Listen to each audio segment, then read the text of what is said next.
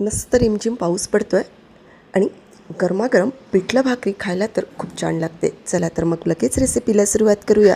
सर्वात पहिले आपण पिठलं तयार करून घेऊ. बेसन करण्यासाठी सर्वात अगोदर आपण त्यासाठी लागणारं वाटण तयार करून घेऊ. तर त्यासाठी मी इथे अशा 4 ते 5 हिरव्या मिरच्या घेतलेल्या आहे. प्रत्येक मिरचीचे 2 तुकडे करून घ्यायचे. 5 ते 6 लसूण पाकळ्या, 4 ते 5 कढीपत्त्याचे पानं, असेल तर कोथिंबीरीच्या अशा काड्या घालून घ्या, नाहीतर थोडीशी कोथिंबीर घालून मिक्सरमधून हे जाडसर आपण वाटून घेऊ. आणि हे बघा, इथे आपलं हे जाडसर वाटण तयार झालेलं आहे. असं हे वाटण आता आपण एका वाटीमध्ये काढून घेऊ. आता हे वाटण आपण बाजूला ठेवून घेऊ. त्यानंतर त्याच मिक्सरच्या पॉटमध्ये 1 वाटी भरून बेसन घालून घेऊ, 1 वाटी भरून दही घालून घेऊ आणि हे मिक्सरमधून आपण फिरवून घेऊ. आणि हे बघा, छान प्लेन पेस्ट इथे बेसन आणि दह्याची तयार झालेली आहे. चला तर मग आता आपण गॅसकडे वळूया. बेसनाला फोडणी घालण्यासाठी गॅसवरती आपण कढई ठेवून घेतली आणि आता त्यामध्ये मोठ्या चमच्याने 1 चमचा भरून आपण इथे तेल घालून घेऊ. तेल छान तापलं, आता त्यामध्ये अर्धा चमचा मोहरी घालून घेऊ. मोहरी तडतडली की अर्धा चमचा जिरं घालून घ्यायचं आणि जिरं छान फुलून घ्यायचं. जिरं छान फुललं, आता त्यामध्ये 1 मध्यम आकाराचा कांदा कापलेला घालून घ्यायचा. हलकासा सॉफ्ट होईपर्यंत परतवून घ्यायचा. 7 ते 8 कढीपत्त्याचे पानं घालून घेतले, छान परतवून घेतले. 1 ते 2 मिनिट झालेले आहेत आणि आपला कांदा छान सॉफ्ट झालेला आहे. आता त्यामध्ये आपण तयार करून घेतलेलं वाटण घालून घ्यायचं आणि अगदी अर्धा ते 1 मिनिट खमंग तेलावरती मंद आचेवरती परतवून घ्यायचं. छान सुगंध या वाटणाचा सुटतो. लगेच 1 पाव चमचा भरून हळद घालून घ्यायची, तेलावरती परतवून घ्यायची आणि त्यानंतर तयार करून घेतलेलं बेसन आणि दह्याचं मिश्रण घालून घ्यायचं. ज्या वाटीने आपण बेसन मोजून घेतलं त्या वाटीनेच 1 वाटी भरून पाणी घेतलं. अर्धी वाटी पाणी मी यामध्ये घालून घेतलं आणि अर्धी वाटी पाणी मी मिक्सरच्या पॉटमध्ये घालून विसळून घालून घेते. टोटल मी आता इथे 1 वाटी भरून पाणी घालून घेतलं. गॅसची फ्लेम मंद ठेवायची आणि हे बेसन छान असं घोटून घ्यायचं, म्हणजे यामध्ये गाठी तयार होणार नाहीत. पाणी मला इथे थोडं कमी वाटत असल्यामुळे आणखी मी अर्धी वाटी भरून पाणी घालून घेतलं, कारण शिजल्यानंतर आणि थंड झाल्यानंतर हे बेसन आणखी घट्ट येतं. अजूनही आपलं बेसन घट्टच वाटत असल्यामुळे आणखी मी अर्धी वाटी पाणी यामध्ये घालून घेते, मिक्स करून घेते. चवीपुरतं मीठ घालून घेते, मिक्स करून घेते आणि कन्सिस्टन्सी बघा, आता इथे आपली परफेक्ट कन्सिस्टन्सी तयार झालेली आहे. ना जास्त पातळ ना जास्त घट्ट. आणखी शिजल्यानंतर हे बेसन आणखी घट्ट येईल. तुम्हाला जर यापेक्षा थोडं पातळ बनवायचं असेल तर थोडं पाणी तुम्ही आणखी घालू शकता. म्हणजे टोटल इथे आपण 1 वाटी बेसनाला 3 वाट्या पाणी आणि 1 वाटी दही असं घालून घेतलेलं आहे. आता आपण मस्त हे बेसन आता मंद आचेवरती आपण 5 ते 6 मिनटं शिजवून घेऊ. 3 ते 4 मिनिट झालेले आहेत आणि आपलं बेसन इथे छान चटपटायला लागलेलं आहे. तुम्ही कन्सिस्टन्सी बघू शकता, अगदी परफेक्ट कन्सिस्टन्सी इथे झालेली आहे. आता यामध्ये आपण सर्वात शेवटी भरपूर सारी कोथिंबीर घालून घेऊ, मिक्स करून घेऊ. अशा प्रकारे बनविलेलं बेसन खायला अतिशय टेस्टी लागतं. एकदा करून बघा, कसं वाटलं ते मला कमेंट बॉक्समध्ये कळवा. तसंच तुम्ही माझा हा व्हिडिओ कुठल्या शहरामधून बघताय ते सुद्धा कमेंट करायला विसरू नका. बेसन म्हणा, पिठलं म्हणा, आपलं तयार झालेलं आहे. चला तर मग आता आपण भाकरी तयार करून घेऊ.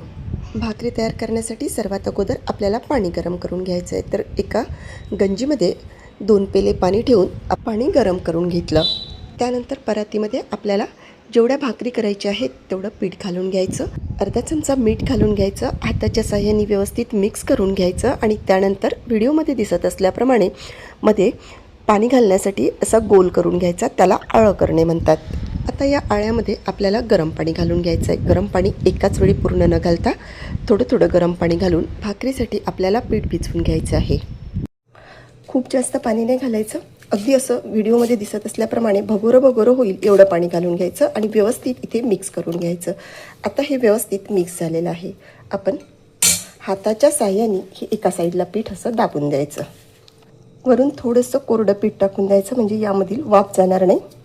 आणि आता आपल्याला ज्या पिठाची भाकर करायची ती पीठ यामधून असं काढून घ्यायचं आणि मळून घ्यायचं. आता मळताना आपल्याला थोडं पाणी लागलं तर पाणी घ्यायचं. तर पाणी कोणतं घ्यायचं मैत्रिणींनो, जे गरम पाणी आहे ना, त्या गरम पाण्यामध्ये थोडंसं थंड पाणी घ्यायचं आणि हाताला सोसवेल एवढं हे पाणी कोमट करून त्याने आपल्याला हे पीठ मळून घ्यायचं आहे. कसं मी यामधून पाणी घेते आणि छान पीठ मळून घेते. पीठ छान मळायचं म्हणजे भाकर खूप छान येते. आणि हे बघा छान पीठ इथे मळून झालेलं आहे. आता हे पीठ असं गोल करून घ्यायचं. त्यानंतर असं करून याला असा गोल शेप देऊन द्यायचा. अगदी पारंपरिक पद्धत आहे. अशाच पद्धतीने माझी आई आणि आजी करायच्या. आता हाताला पाणी लावून घ्यायचं. दोन्ही हाताला असं पाणी लावून याची चाकोली करून घ्यायची. याला आमच्याकडे चाकोली करणे म्हणतात. असं दोन्ही हातामध्ये हा जो गोळा आहे हा असा फिरवून घ्यायचा आणि जेवढी तुम्हाला मोठी करता येते ना तेवढी मोठी अशीच ही भाकरी करून घ्यायची. त्यानंतर अशी हातावर घ्यायची आणि यामधून असं थोडंसं हा काढून घ्यायचा म्हणजे आपली भाकरी मध्ये जाड होणार नाही. हाताला आता मी थोडंसं पाणी घेतलेलं आहे आणि आता ही भाकरी अशी 2 हाताच्या तळव्यामध्ये प्रेस करून हळूहळू मोठी करून घ्यायची. आणि हे बघा अशी हातावरती फिरवून ही भाकरी अशी पूर्ण तव्यावरून भाकरी तयार झालेली आहे आणि छान पातळ भाकरी तयार झालेली आहे. जर तुम्हाला अशी हातावरती थापून जर करता नसेल तर दुसरी भाकरी मी वेगळ्या पद्धतीने करून दाखवते. त्यामुळे व्हिडिओ शेवटपर्यंत बघा. तसेच व्हिडिओ कसा वाटला ते कमेंट बॉक्समध्ये कळवा. आता ही भाकरी आपल्याला भाजून घ्यायची आहे. तर गॅसवरती मी भाकरी तयार करीत असतानाच तवा ठेवून घेतला होता.